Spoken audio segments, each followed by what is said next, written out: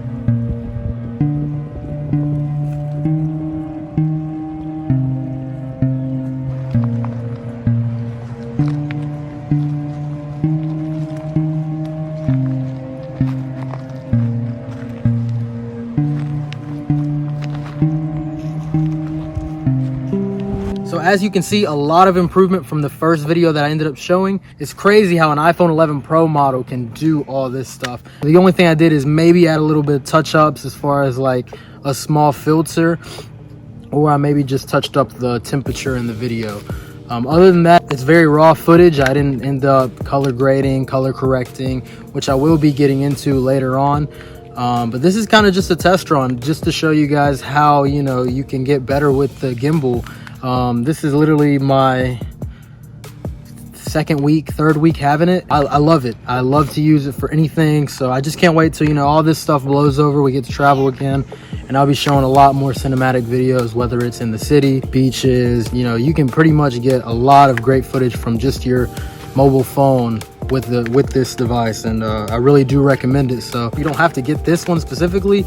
I went with this one because it had, you know, a lot of great reviews on it. There's other cheaper ones, so they probably do the same thing and most likely do the same thing. So just whatever works best for you. Again, I want to thank you all for checking out my channel. I hope you guys end up commenting, liking, and subscribing to my channel.